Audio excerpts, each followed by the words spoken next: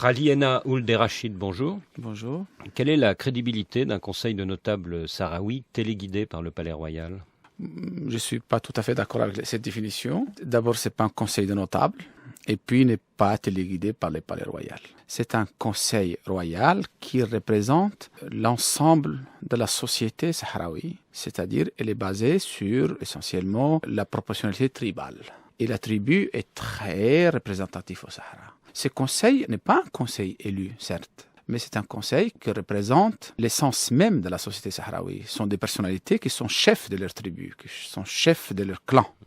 Alors vous dites que vous n'êtes pas téléguidé, mais l'impulsion est tout de même venue du roi lorsqu'il est venu à Laayoune en mars dernier. Absolument, l'impulsion, oui. Sa Majesté le roi Mohamed VI a voulu tourner l'ancienne page de reproches et des querelles entre l'administration marocaine et les Sahraouis. Ces mêmes reproches et cette querelle qui a été à l'origine de la création des Fronts Polisario et de ce conflit de Sahara. Alors, vous savez qu'il y a de nombreux Sahraouis qui réclament l'indépendance, non seulement parmi les 100 000 réfugiés de Tindouf, mais aussi chez les jeunes qui ont fait l'intifada l'an dernier, chez vous, à Laayoune.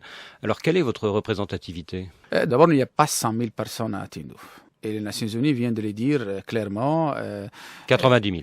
Ils ont dit 90 000, mais c'est une première fourchette. Certainement, il y en a moins, beaucoup moins. Je suppose qu'il y a entre 40 et 50 000 habitants dans les camps. Vous m'avez demandé d'intifada. Il n'y a pas eu d'intifada à Laayoune. Les événements qui ont eu lieu dans les provinces du Sud en mai et en octobre 2005 de la même année, c'est des petits incidents localisés qui ont été certes faits par des sympathisants de Polisario, mais restent quand même très limités, très minoritaires. Et d'ailleurs, toutes les personnes qui ont été impliquées dans ces incidents, ils ont été libérés dans la dernière amnistie pratiquée par Sa Majesté le roi Mohamed VI. Khaliena Ould Rachid, si vous êtes sûr de votre représentativité, pourquoi refusez-vous ce référendum d'autodétermination que James Baker a proposé il y a 3 ans? Mais simplement, je vous dis que ce référendum est irréalisable et impossible parce qu'on doit modifier presque tout le Maghreb. Identifier qui habite où, qui est l'origine. Et c'est ça où les Nations Unies se sont empêtrées. Pour pouvoir faire un vrai référendum d'identification basé sur le tribut sahraoui, il faut changer les frontières du Maroc, de l'Algérie, du Mali et de la Mauritanie. Et vous aurez un ensemble sahraoui où vous n'aurez pas besoin de faire l'identification. Ils sont des affaires d'origine. C'est les frontières avant la colonisation.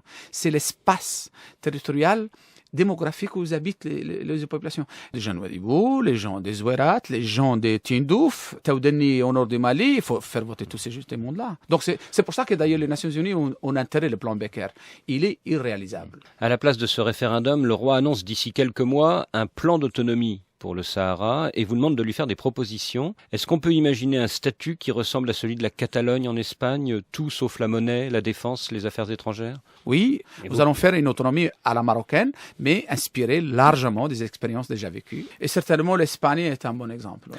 Dans son dernier rapport, Kofi Annan a préconisé des négociations directes entre le Maroc et le Front Polisario, ce qui va dans votre sens. Mais la semaine dernière, le Conseil de sécurité a fait machine arrière. Est-ce que ce n'est pas une victoire pour l'Algérie et l'Afrique du Sud Pas du tout. Et une défaite pour le Maroc? Absolument pas. Le Maroc ne dit pas qu'il a gagné, il a dit qu'il faut qu'on négocie. Ce que je ne comprends pas, moi, c'est que des partis disent on ne veut pas négocier. Comment peut-on admettre ça? Qu'on ne peut pas négocier? Ou qu'on exige qu'on rétablisse le plan Becker? Le plan Becker est un terrain mort, définitivement. D'ailleurs, il a été dès le début, c'était un plan mort-né.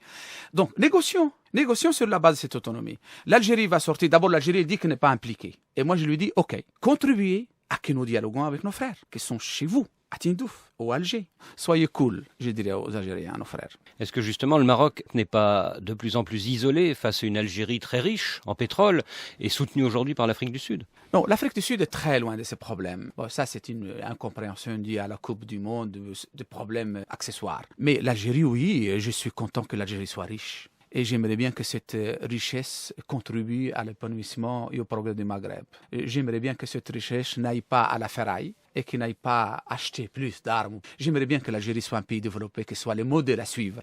L'Algérie a résolu grâce au dialogue, à la concorde, les problèmes internes de l'Algérie. Nous voulons que cette expérience que l'Algérie a menée pour résoudre son problème interne contribue à résoudre ce problème du Sahara. Vous êtes inquiet des derniers contrats d'armement signés entre l'Algérie et la Russie? Non, pas du tout. Il n'y aura jamais de conflit entre l'Algérie et le Maroc. Depuis 30 ans, ce conflit est dans l'impasse. On voit bien qu'il y a une guerre d'usure entre le Maroc d'un côté, le Polisario, l'Algérie de l'autre.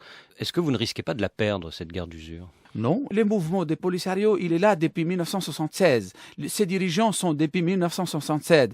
L'Union soviétique a disparu, la démocratie est apparue en Afrique, mais par contre, le Front Polisario est toujours le même. Ses dirigeants sont les mêmes, les campagnes sont dirigées de la manière. Il faut changer cette situation. C'est pas gentil pour Mohamed Abdelaziz, Non, le pas du président tout. C'est Polisario. mon cousin. D'ailleurs, je lui dis, écoutez, Mohamed, venez, vous pouvez parfaitement bien si vous gagnez les élections et nous, on va vous aider à les gagner. Venez diriger un vrai pouvoir, une vraie entité, l'autonomie à l'intérieur du Royaume du Maroc.